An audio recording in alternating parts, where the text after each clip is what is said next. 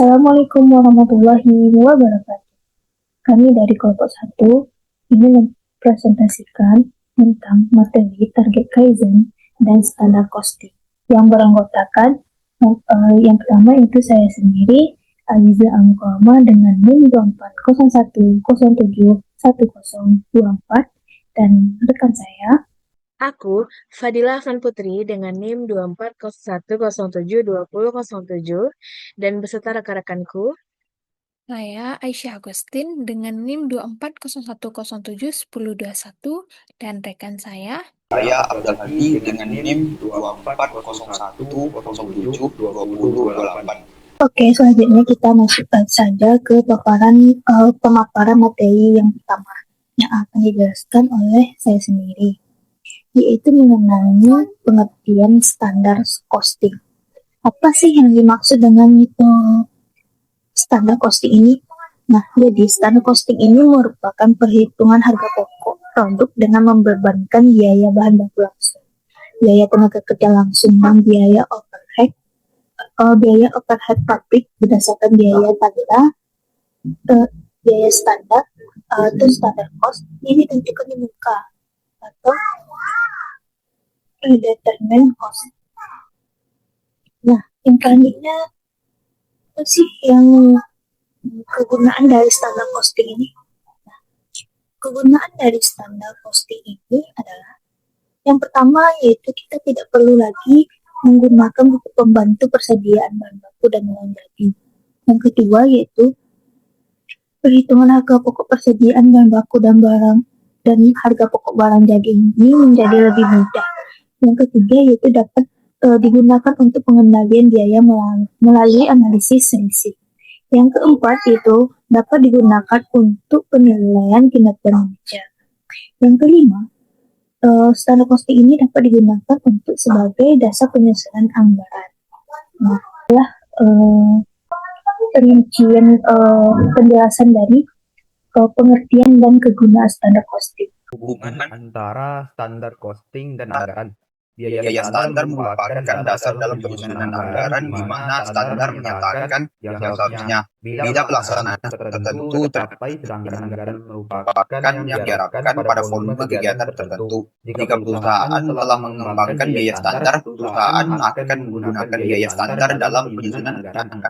Namun, jika perusahaan tidak mengembangkan biaya standar, anggaran biayanya disusun berdasarkan biaya taksiran atau berdasarkan realisasi biaya periode sebelumnya, ditambah dengan perkiraan inflasi untuk periode yang akan datang. Yaitu jenis-jenis standar costing. Nah, jenis standar costing itu ada 3 nih. Yang pertama, standar normal. Nah, standar normal merupakan estimasi biaya berdasarkan kondisi ekonomi dan aktivitas normal, dan mencerminkan rata-rata biaya masa lalu yang disesuaikan untuk masa depan. Yang kedua, ada standar teoritis. Standar ini adalah parameter ideal yang mencerminkan efisiensi maksimum, tetapi sulit dicapai dalam praktik nyatanya. Yang ketiga, ada standar ideal. Nah, standar ideal ini mencakup efisiensi maksimum tanpa adanya gangguan meskipun jarang diterapkan karena sulitnya pencapaian. Yang keempat, adanya standar yang saat ini dapat tercapai. Nah, standar ini memungkinkan kelonggaran untuk kerusakan normal dan efisiensi yang lebih realistis. Materi selanjutnya yaitu konsep target costing. Biaya target merupakan perkiraan biaya yang mampu dibayar oleh konsumen. Sedangkan target costing adalah metode penetapan biaya target. Nah, biaya target dapat kita rumuskan seperti yang teman-teman lihat, seperti harga jual dikurang margin keuntungan. Nah, untuk mempermudah pemahaman teman-teman, aku kasih nih misalnya contohnya, kita misalkan harga jual satu produk itu 10.000 dan kita misalkan margin keuntungan satu produk itu 20% lah. Nah, 20% dari 10.000 2.000. Dan kita langsung aja kita kurangkan 10.000 dengan 2.000 tadi, dapatlah biaya targetnya itu 8.000. Nah, begitu teman-teman. Jadi, simpel saja untuk menghitung biaya targetnya. Semoga teman-teman dapat mengerti. Nah, perusahaan harus merancang produk dengan biaya yang tidak melebihi biaya target. Yang didesain melebihi target biaya, maka perusahaan tidak akan memproduksi tersebut. Jadi, dengan adanya target costing ini, pengurangan biaya dilakukan pada tahap pengembangan dan perancangan atau desain produk baru. Nah, sekianlah materi yang dapat aku sampaikan. Selanjutnya akan disampaikan oleh rekan saya. Aku akan membahas mengenai konsep Kaizen Costing. Kaizen Costing adalah metode pengurangan biaya selama tahap atau proses produksi dengan memastikan adanya perbaikan berkesinambungan. Nah, dengan cara membandingkan target pengurangan biaya dengan pengurangan biaya sesungguhnya. Jadi, pengurangan biaya yang telah dilakukan dengan target costing pada tahap pengembangan dan perancangan produk dilanjutkan dengan pengurangan biaya pada Kaizen Costing pada tahap proses produksi.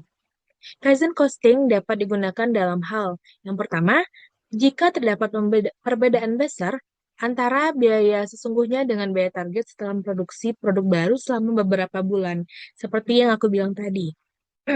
Yang kedua, menggunakan Kaizen costing secara terus-menerus untuk memastikan perbaikan berkesinambungan. Nah, selanjutnya, perbedaan antara standar, target, dan Kaizen costing. Yang pertama, target costing, pengendalian biaya pada tahap spesifikasi rancangan dan teknik produksi. Yang kedua, Kaizen costing, pengendalian biaya pada tahap produksi atau selama proses produksi. Yang ketiga, standar costing, pengendalian biaya pada analisis internal tahap sebelum produksi. Nah, terima kasih. Jadi, itulah pemaparan materi dari kelompok 1. Jika ada kesalahan kata dan pengucapan, kami meminta maaf. Wabillahi taufiq wal hidayah. Wassalamualaikum warahmatullahi wabarakatuh.